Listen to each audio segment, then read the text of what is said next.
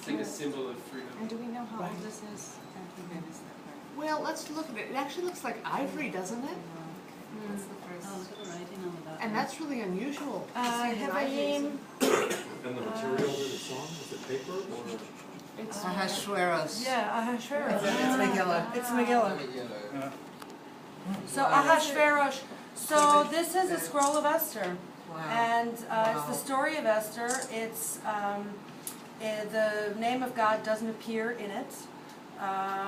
It tells, in a lot of ways, a frankly ridiculous story of the Jews. There are so many things that are utterly implausible that it's understood in many strains of rabbinic interpretation to be, a metaphor or a story, not something that really happened, because there are just so many things that are implausible. And it's, in the calendar, it's sort of opposite of when Yom Kippur happens. And Our Day of Atonement. our Day of Atonement, Yom Kippur, Kippur is atonement, Yom is day, Yom HaKippurim would be Day of Atonements, Yom HaKippurim, but if you parse the letters differently, it would be Yom HaKippurim, a day like Purim.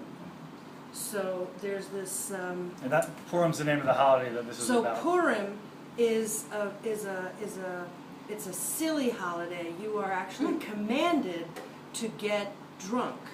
You're commanded to get so drunk that you don't know the difference between blessed be Mordechai, the hero of the story, and cursed be Haman, the villain of the story who tried to destroy the Jews. And that's how drunk you're supposed to get. Whereas Yom Kippur is the most serious holiday. Well, you could argue if that's Yom Kippur or Rosh Hashanah, but so the idea that Yom HaKippurim, a day like Purim, is the same thing as Yom HaKippurim, the Day of Atonements, is an interesting statement on the importance of both seriousness and humor in the life of Jews, which, if you know anything about Jewish history, boy, is there a lot of seriousness, and that's probably why so many Jews are comedians. But anyway, this is Megillat HaEsther, a scroll of Esther. For the curators here, It's can you also, it's tell got us? 2 layers. It looks Yeah. like, I don't know if Yeah, it's you can because tell. it's been, do you mind if I unroll it a little more? So I don't know if, Is there a little text in there, or is that your cataloging number I see? Yeah, what I used to. What is So- that? That's your cataloging number on the inside? You see the blue on the inside of the, Oh, is that, what is, you see yeah. that? Where's it got that? Oh. so what's not clear, and this is a pretty sad shape, is like what's the deal here with the 2 layers? I don't Looks like a know piece of if matzah someone, almost. so there, well, my guess is this is Sephardic, because the Ashkenazic tradition in synagogue, you read the word and you hold, I'm going to roll this back up so as not to put undue pressure Undue on it. strain. But you read from the scroll and you show the congregation, you hold it up and you turn around so that everybody can see the word, and you say, V'zot HaTorah Asher Moshe Yad Moshe Pi Adonai Yad Moshe. This is the word of God as given to Moses and written in his hand. In the Ashkenazic rite, you read the in the Ashkenazic rite, you read the Torah, and then at the end you do the ritual of lifting it up and showing everybody the scroll.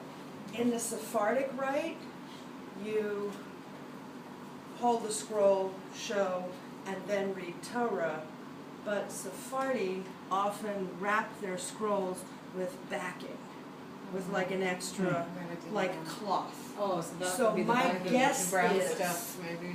And a degree in political philosophy, but my guess is that's a Sephardic scroll of Esther, because there appears to be some kind of cloth backing on it, which Ashkenazi don't What have. can you tell us, it looks like it's an ivory handle. Yeah. Can you, what's the But you were provenance of saying that that? the finials, they're normally called, would be on both sides if it were a Torah. If it were a Torah, It's so not a Torah, we just read Yeah. it. It's Right. a- If it wasn't Torah, it would It would be be two. different. well, no, Two you have falls apart. you have what's called the Oh, yeah, Eitz, okay. you'd have the Eitz Chaim, the tree of life, which are, dowels on which the scroll is rolled, and then it's considered a mitzvah, a good thing, to observe any commandment, but also to observe it beautifully, or to put something extra of art or of whatever into it. So you'd carve stuff so to make it nice, or you'd illustrate stuff to make it nice,